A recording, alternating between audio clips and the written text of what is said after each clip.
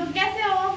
I hope कि आप लोग ठीक होंगे। आइए हम लोग पढ़ेंगे, हमारा चैप्टर है लेसन 3 चैप्टर है। अब हम पढ़ेंगे इसमें जीव जनन कैसे करता है। जीव जनन कैसे करते हैं, जीव में जनन कैसे होता है। तो आइए हमारा क्वेश्चन है, आइए देखते हैं। हमारा पहला क्वेश्चन है, जीव जनन का मुख्य उद्देश्य क्या होता है। जीव जनन, जो जीव होते हैं उसका मुख्य उद्देश्य क्या होता है। तो हमारा हो जाएगा आंसर सी, प्रजाति को बनाए रखना। जो जीव होते हैं वो प्रजाति को क्या करते हैं, बनाए रखते हैं। तो आइए नेक्स्ट देखते हैं। हमारा क्वेश्चन नंबर दूसरा है, अलैंगिक जनन में कितने जनक भाग लेते हैं। जो अलैंगिक जनन होते हैं उसमें कितने जनक भाग लेते हैं। तो हमारा हो जाएगा आंसर ए, एक ही भाग लेता है, उसमें 2, 3, 4 भाग नहीं ले सकते हैं। तो हमारा आंसर क्या हो जाएगा, पहला ए हो जाएगा। आइए नेक्स्ट देखते हैं। तीसरा है, इष्ट में जनन किस विधि द्वारा होता है। जो इष्ट होता है हमारे अंदर उसमें जनन किस विधि द्वारा किया जाता है। तो हमारा आंसर हो जाएगा दूसरा, मुकुलन के द्वारा होता है। किसके द्वारा होता है, मुकुलन के द्वारा होता है। तो हमारा आंसर क्या हो जाएगा, बी, मुकुलन। ओके, आइए नेक्स्ट देखते हैं। चौथा है, अमीबा में जनन किस प्रकार होता है। जो अमीबा होता है, अमीबा जो पानी में रहता है, पानी में तैरता रहता है, वो तो पानी में भी पाया जाता है। तो अमीबा में जनन किस तरह होता है, किस प्रकार से होता है या तरह दोनों एक ही होता है। तो हमारा आंसर हो जाएगा द्विखंडन द्वारा होता है। किसके द्वारा होता है, द्विखंडन द्वारा, यानी हमारा आंसर हो जाएगा सी। सी आंसर हमारा क्या सही है। आइए नेक्स्ट देखते हैं। हाइड्रा में जनन किस विधि से होता है। जो हाइड्रा होता है उसमें जनन किस विधि द्वारा होता है। तो हमारा आंसर हो जाएगा पहला, मुकुलन द्वारा होता है। किसके द्वारा होता है, मुकुलन द्वारा होता है। तो हमारा आंसर क्या हो जाएगा ए सही होगा हमारा आंसर। बीजाणु निर्माण किसमें पाया जाता है। जो बीजाणु निर्माण होता है वो किसमें पाया जाता है। तो हमारा आंसर हो जाएगा, पहला तो होगा नहीं फल, दूसरा भी हमारा पहला होगा फल। हमारा आंसर क्या हो जाएगा, फल। ओके, हमारा आंसर नंबर क्या है, पहला ए। आइए देखते हैं नेक्स्ट। पुनर्जनन की क्षमता किसमें पाई जाती है। जो पुनर्जनन होता है उसमें क्षमता किसके द्वारा पाई जाती है। तो प्लेनेरिया के द्वारा पाई जाती है। किसके द्वारा पाई जाती है, प्लेनेरिया के द्वारा पाई जाती है। तो हमारा आंसर हो जाएगा ए। आइए नेक्स्ट देखते हैं। लैंगिक जनन में कितने जनक भाग लेते हैं। जो लैंगिक होता है उसमें कितने जनक भाग लेते हैं। तो इसमें हो जाएगा 2। इसका आंसर क्या हो जाएगा, 2। इसका आंसर 2, यानी बी हो जाएगा।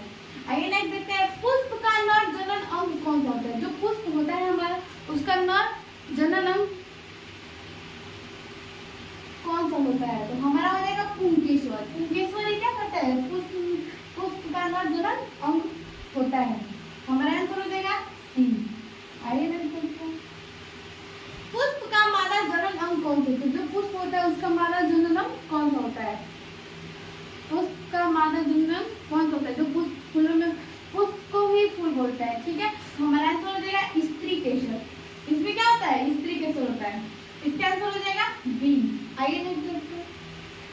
परागकण कहाँ बनते हैं। जो परागकण होते हैं जो फूलों में ही पाए जाते हैं, पुष्प में ही पाए जाते हैं। परागकण कहाँ बनते हैं, तो परागकोश में ही बनते हैं। परागकण कहाँ बनते हैं, परागकोश में ही बनते हैं। तो हमारा आंसर हो जाएगा सी।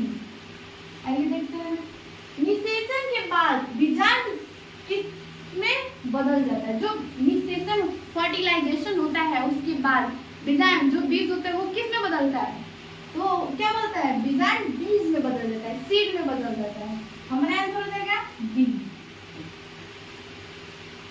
नेक्स्ट क्वेश्चन है, निषेचन के बाद अंडाशय किस में बदल जाता है। जो फर्टिलाइजेशन के बाद होता है तो अंडाशय किस में बदलता है, फल में बदल जाता है। किस में बदलता है, फ्रूट में बदलता है। हमारा को आंसर हो जाएगा सी, फ्रूट में बदल जाता है।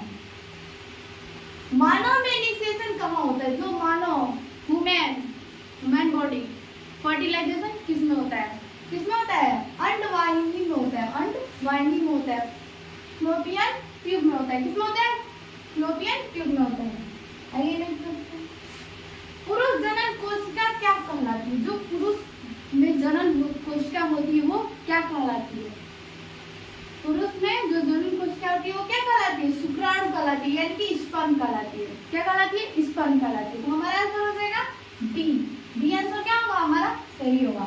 आइए नेक्स्ट, स्त्री जनन कोशिका क्या कहलाती है? स्त्री जनन कोशिका, आइए हम बात कर रहे थे स्त्री जनन कोशिका क्या कहलाती है? तो हमारा अंडाणु कहलाती है। क्या कहलाती है? ओवम कहलाती है। ओके, इसका आंसर हो जाएगा सी, अंडाणु यानी ओवम। ओके, आइए देखते हैं निषेचन के बाद बनने वाली संरचना क्या कहलाती है? जो फर्टिलाइजेशन के बाद संरचना बनती है वो क्या कहलाती है? हमारा युग्म जनन कहलाती है, यानी कि जाइगोट कहलाती है। क्या कहलाती है? जाइगोट कहलाती है। इसका आंसर हो जाएगा बी। मानव भ्रूण का विकास कहाँ होता है? मानव भ्रूण का विकास कहाँ होता है? मानव भ्रूण का where does the women embryo develop? तो इसका आंसर हो जाएगा गर्भाशय। इसका हो जाएगा यूट्रस, यूट्रस में होता है। ठीक है, इसका आंसर हो जाएगा बी।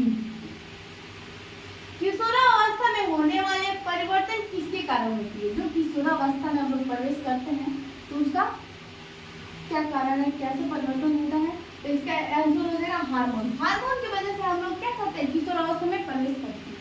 आइए देखते हैं मनुष्य में गुणसूत्र की संख्या कितनी होती है? मनुष्य में गुणसूत्रों की संख्या कितनी होती है? 46 होती है। कितनी होती है? 46 होती है। ये सबको जानते हैं। तो इसका आंसर क्या हो जाएगा? सी हो जाएगा। आइए देखते हैं नेक्स्ट, टेस्टोस्टेरोन किसमें बनता है?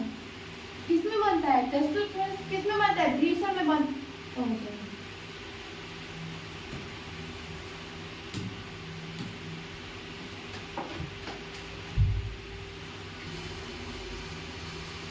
टेस्टोस्टेरोन किसमें बनता है? तो हमारे किसमें बनता है? वृषण में बनता है। टेस्टेस में बनता है। किसमें बनता है? टेस्टेस में बनता है। हमारा आंसर क्या हो जाएगा? ए। आइए देखते हैं नेक्स्ट, एस्ट्रोजन किसमें बनता है? जो एस्ट्रोजन होता है वो किसमें बनता है? अंडाशय में बनता है, ओवरी में बनता है। क्या बनता है? ओवरी में बनता है, यानी अंडाशय। इसका आंसर हो जाएगा बी। ठीक है, आइए देखते हैं नेक्स्ट, मानव में गर्भधारण की अवधि लगभग कितनी होती है? जो मानव गर्भधारण करती है उसकी अवधि कितनी होती है? जो मानव में गर्भ धारण होता है उसकी अवधि कितनी होती है? तो कितना होता है? 9 माह होता है। 9 माह अपनी पेट में एक माँ अपनी बच्चों को क्या करती है? सेफ रखती है। उसके बाद में बेबी बाहर आता है। आइए इसका आंसर हो जाएगा सी, 9 मंथ। ओके, परागकण क्या होते हैं? परागकण क्या होते हैं? ये पौधों में पाए जाते हैं। परागकण क्या होते हैं? तो परागकण क्या होता है? परागकण का स्थानांतरण ट्रांसफर ऑफ पोलन ग्रेन होता है। इसका आंसर क्या हो जाएगा? सी हो जाएगा। इसका आंसर क्या होगा? सी होगा। स्वपरागण में परागकण कहाँ पहुंचते हैं? जो स्वपरागण होते हैं उसमें परागण कहाँ पहुंचते हैं? तो उसमें परागण उसी पुष्प के वर्तिकाग्र पर पहुंचते हैं। किसके? जो स्वपरागण होगा उसी के पुष्प के वर्तिकाग्र पर क्या करेंगे? पहुंचेंगे। तो इसको हमारा आंसर हो जाएगा बी। परपरागण क्या होता है? परपरागण क्या होता है? हमारा व्हाट इज क्रॉस पॉलिनेशन? तो हमारा आंसर हो जाएगा एक पौधे से दूसरे पौधे के पुष्प में परागण। जो एक पौधे से दूसरे पौधे पे क्या करता है? जाता है, परागण करता है। तो हमारा आंसर क्या हो जाएगा? सी। हमारा आंसर क्या हो जाएगा? सी। मानव में पुरुष जनन अंग कौन सा होता है? जो मानव होता है ह्यूमन, उसमें पुरुष जन्म कौन सा होता है? अंडाशय होता है कि वृषण होता है कि गर्भाशय होता है कि अर्धवाहिनी होता है? तो हमारा आंसर क्या होगा? आप लोग सोचिए और बताइए। हमारा आंसर क्या होगा? बी होगा। वृषण होता है, टेस्टिस होता है। ठीक है, तो हमारा आंसर क्या हो जाएगा? बी हो जाएगा।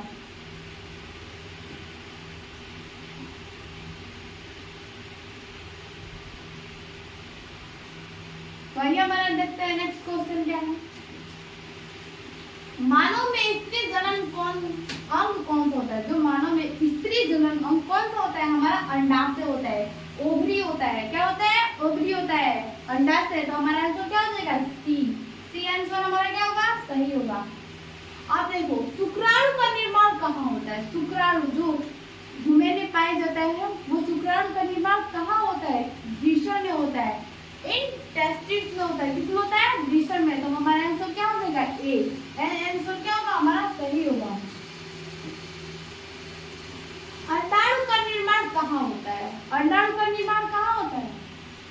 Where is ovum product? Okay, तो हमारा आंसर क्या हो जाएगा? अंडाशय में होता है, इन ओवरी। हमारा अंडाणु का निर्माण कहाँ होता है? अंडाशय में होता है। तो हमारा आंसर क्या हो जाएगा? डी सही होगा। मानव में निषेचन अंड का आरोपण कहाँ होता है? जो मानव में निषेचन अंड का आरोपण कहाँ होता है? हमारा आंसर क्या हो जाएगा? गर्भाशय में होता है, इन यूट्रस में होता है। किसमें होता है? इन यूट्रस में होता है, गर्भाशय में। हमारा आंसर नंबर बी सही हो जाएगा। आइए देखते हैं नेक्स्ट। किशोरावस्था की शुरुआत लगभग कब होती है? जब किशोरावस्था की शुरुआत होती है तो कब से होती है?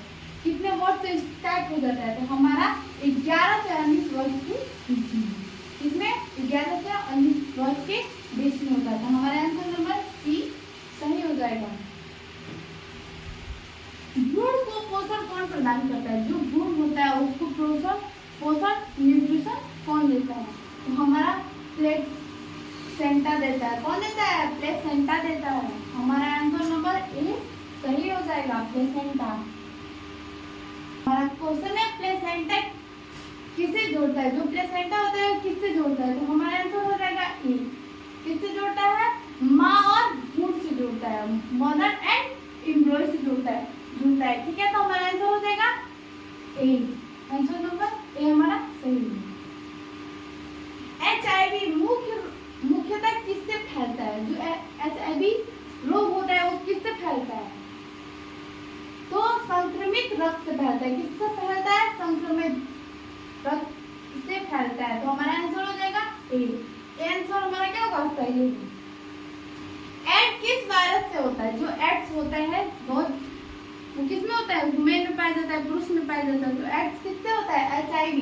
HIV से होता है। किससे होता है? HIV से होता है। परागकण का माध्यम कौन सा हो सकता है? जो परागकण जो परागण होता है उसका माध्यम कौन सा हो सकता है? तो उपयुक्त सभी हो सकता है, क्योंकि वायु भी हो सकता है, विंडो, जल भी हो सकता है, वाटर, कीट भी हो सकता है, इंसेक्ट भी हो सकता है, उपयुक्त जिनसे ऑल ऑफ द अबव हो सकता है। हमारा आंसर क्या होगा? चारों सही होगा। आइए देखते हैं। बीज अंकुरण के लिए क्या आवश्यक होता है? जो बीज जो अंकुरित होता है, जो जैसे कि बीज को अंकुरित करने में कुछ समय लगता है, तभी तो हम उसको रोकते हैं तो जमता है। तो क्या इसमें से क्या सही रहेगा? बीज अंकुरित के लिए क्या आवश्यक होता है? सबसे ज्यादा इंपॉर्टेंट क्या होता है? उपयुक्त सभी होता है, क्योंकि जल भी उसके लिए जरूरत है। अगर जल नहीं देंगे तो अंकुरित होगा ही नहीं। ऑक्सीजन भी उसको चाहिए, उचित तापमान भी चाहिए, सब चाहिए कि नहीं चाहिए? सब चाहिए। हमें क्या है? हमारा आंसर नंबर हो जाएगा डी। डी हमारा क्या होगा? सही हो गया, उपयुक्त सभी। डीएनए का मुख्य कार्य क्या होता है? जो डीएनए होता है उसका मुख्य कार्य क्या होता है? तो इसका मुख्य कार्य क्या होता है? वंशानुगत लक्षणों का स्थानांतरण करना होता है, ट्रांसफर ऑफ हेरिडिटी से होता है। ठीक है, तो हमारा आंसर नंबर क्या हो जाएगा? बी। बी सही होगा। अलैंगिक जनन का एक लाभ क्या है? अलैंगिक जो जन्म होता है उसका एक ही लाभ पूछ रहा है इसमें। तो हमारा क्या होगा? केवल एक जनक की आवश्यकता है। तो उसमें क्या होगा? केवल एक ही जनक का आवश्यकता होता है। अलैंगिक में एक ही जनक का आवश्यकता होता है और द्विलैंगिक में 2 जनन का आवश्यकता होता है। तो ठीक है, तो हमारा आंसर क्या हो जाएगा? ये हमारा सही आंसर होगा। लैंगिक जनन का प्रमुख लाभ क्या होता है? जो लैंगिक जन्म होता है उसका प्रमुख लाभ क्या होता है? तो हमारा आंसर हो जाएगा ए। विविधता उत्पन्न होती है। इसमें क्या होता है? विविधता उत्पन्न होती है। ठीक है, तो हमारा आंसर नंबर ए। इसमें क्या करता है? विविधता उत्पन्न होती है। वर्तिकाग्र का कार्य क्या होता है? जो अवर्तिकाग्र होता है उसका कार्य क्या होता है? What is the function of stigma? Stigma वस्ती का बोलते हैं, तो हमारा आंसर क्या हो जाएगा? ए, परागकण ग्रहण करना। इसका कार्य क्या होता है? परागकण, जो परागकण होते हैं उसको ग्रहण करना होता है। ठीक है, तो इसका हमारा आंसर हो जाएगा ए। बीज में भ्रूण कहाँ स्थित होते हैं? जो बीज होता है उसमें भ्रूण कहाँ स्थित होता है? भ्रूण में ही होता है। बीज में भ्रूण कहाँ स्थित होता है? भ्रूण में ही होता है। तो हमारा आंसर क्या हो जाएगा? बी सही होगा। मानव में लिंग निर्धारण कौन करता है? जो मानव होता है उसमें लिंग निर्धारण कौन करता है? तो हमारा आंसर होगा सी, दोनों एक्स और वाई गुणसूत्र करते हैं। कौन करता है? एक्स वाई गुणसूत्र। देखो, मानव में एक्स वाई पाया जाता है और महिलाओं में क्या पाया जाता है? ओनली एक्स एक्स पाया जाता है। आइए देखते हैं नेक्स्ट। पुरुष का गुणसूत्र संयोजन क्या होता है? जो पुरुष होता है उसका गुणसूत्र संयोजन क्या होता है? बी होता है, एक्स वाई होता है। मैं बोली थी ना, एक्स एक्स महिलाओं में पाया जाता है और बी हमारा आंसर सही होगा। तो इसमें एक्स वाई पुरुष में पाया जाता है। हमारा बी आंसर क्या होगा? सही होगा। स्त्री का गुणसूत्र संयोजन क्या होता है? स्त्री का गुण संयोजन सूत्र क्या होता है? एक्स एक्स होता है। अभी मैं पिछले बताई हूँ कि एक्स एक्स होता है। तो हमारा आंसर क्या हो जाएगा? ए सही होगा। मानव में युग्मक में गुणसूत्रों की संख्या कितनी होती है? तो कितनी होती है? 23 होती है। कितनी होती है? हमारा आंसर नंबर क्या है? सी सही होगा। 23 गुणसूत्र होते हैं। जीव जनन क्यों आवश्यक होता है? जीव में जनन क्यों आवश्यक होता है? तो इसमें हमारा हो जाएगा पहला, प्रजाति की निरंतरता के लिए। तो जो हमारा प्रजाति होता है उसकी निरंतरता के लिए एकदम परफेक्ट होता है। तो हमारा आंसर ये क्या हो गया? सही हो गया। हमारा आंसर नंबर ए सही हो गया। आई होप कि आप लोग को ये वीडियो जरूर पसंद आएगा। हमारे चैनल को सब्सक्राइब कीजिए, लाइक कीजिए और कमेंट कीजिए। अगर ऐसा करेंगे तो आपको अच्छे से वीडियो देखने को मिलेगा और पढ़ने का भी मौका मिलेगा आप लोगों को। तो thanks all of you my dear student. मिलते हैं नेक्स्ट